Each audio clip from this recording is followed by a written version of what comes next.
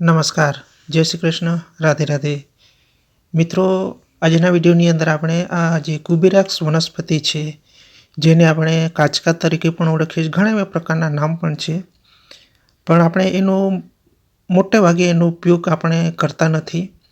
તો આજના વિડીયોની અંદર આપણે આ જે કુબેરાક્સ વનસ્પતિ છે, આયુર્વેદિક ઔષધિ, એ કઈ બીમારીઓની અંદર એ આપણને રાહત આપી શકે અને કઈ રીતના એનો આપણે ઉપયોગ કરી શકીએ, એના વિશે આજના વિડીયોની અંદર આપણે સંપૂર્ણ માહિતી મેળવશું.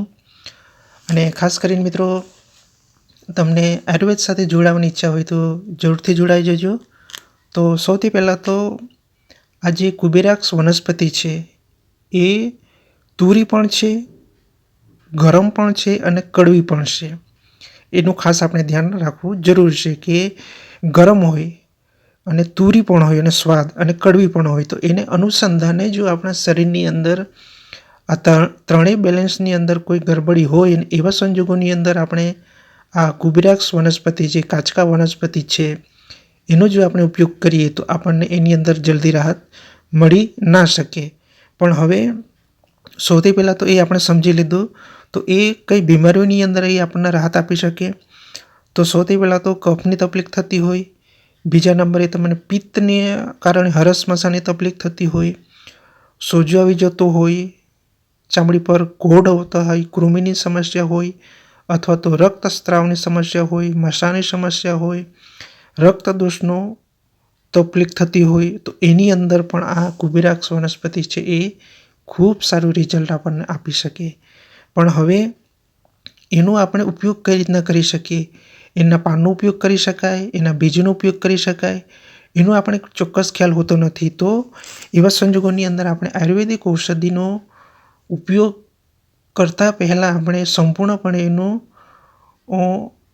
નોલેજ હોવું જરૂરી છે કે એનો આપણે કઈ રીતનો ઉપયોગ કરી શકીએ.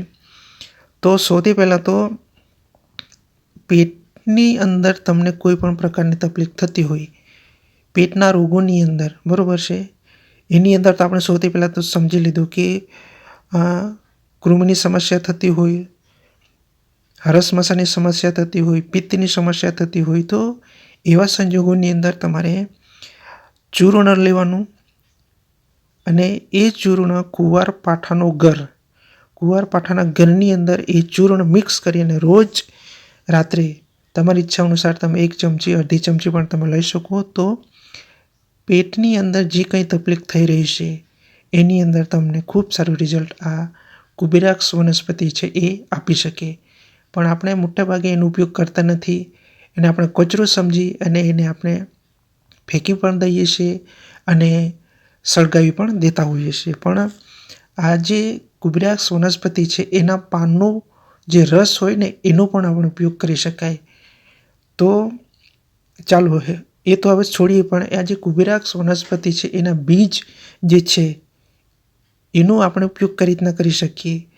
તો તમારે પેટની અંદર કૃમિની સમસ્યા થતી હોય, મરડો હોય, ઉદરશુંની સમસ્યા થતી હોય, કાચા પાકા તમને ઝાડા થતા હોય, વાયુની સમસ્યા થતી હોય, આફરો થતો હોય, પેટ ભારે પણ લાગતું હોય, અપચાની સમસ્યા પણ થતી હોય, તો એવા સંજોગોની અંદર પણ તમે આ કુબેરાક્સ વનસ્પતિ છે એના બીજ જે છે એનું ચૂર્ણ બનાવીને તમે ઉપયોગ કરી શકો. પણ એની છાલનો આપણે ઉપયોગ કરવાનો નથી, એનું ખાસ તમે ધ્યાન રાખજો. તો જે કુબેરાક્સ વનસ્પતિ છે, ખૂબ એને તોડતા પહેલાં આપણે ખૂબ કાળજી પણ રાખવી. તો આ તમે જોઈ શકો છો, એની ઉપર અસહ્ય કાંટા હોય છે ને ભૂલથી જો પણ એ આપણને વાગી જાય તો લોહી પણ આંગળીમાંથી નીકળી શકે. તો એનો ઉપયોગ આપણે કઈ રીતના કરી શકીએ જેથી કરીને આ જે પિત્તની સમસ્યા, કોઢ, કૃમિ, રક્તસ્રાવની સમસ્યા થતી હોય, પેટની સમસ્યા થતી હોય, કૃમિની સમસ્યા થતી હોય, તો એવા સંજોગોની અંદર આ જે બીજ છે એને આપણે શેકવાનું, બરાબર છે, એની ઉપરની જે છાલ છે એનો આપણે બિલકુલ પણ ઉપયોગ કરવાનો નથી. એનું ખાસ તમે ધ્યાન રાખજો.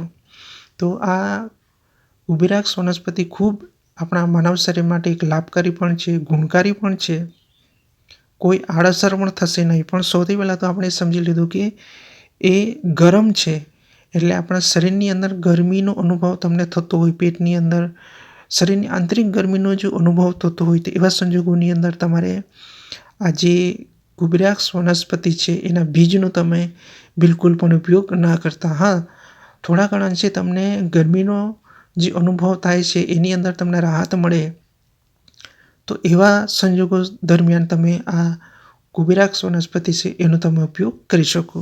એનું ખાસ તમારે ધ્યાન રાખવું જરૂરી છે.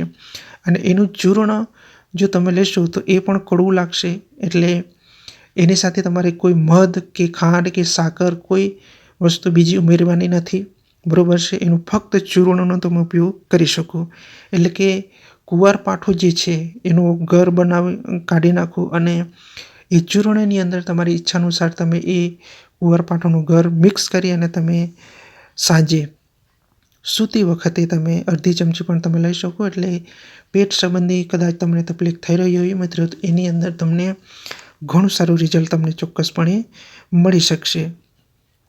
તો એની સાથે આ બીજ છે એનો આપણે ઉપયોગ કઈ રીતના કરી શકીએ, તો એને સૌથી પહેલાં તો બીજા નંબરે છે કે આપણે કાળા મરી લેવાના, બરાબર છે. કાળા મરીનો પાવડર તમે તૈયાર રાખો.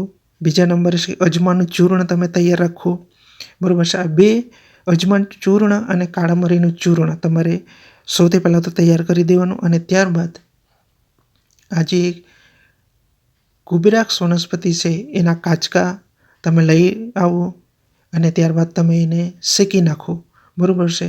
એટલે તમે તવાની અંદર પણ શેકી શકો અથવા આગની અંદર કોલસાની ઉપર પણ તમે શેકી શકો. તો ત્યારબાદ તમે એનો ઉપયોગ કરી શકો. તો આ ગુબેરાક્સ વનસ્પતિ છે એના કાચકા જે છે એને બીજ છે એનું અંદરનું જે ગર્ભ છે એનો આપણે ઉપયોગ કરવાનો છે. એટલે એ ચૂર્ણ જે છે એ ખૂબ સારું રિઝલ્ટ આપણને આપી શકે.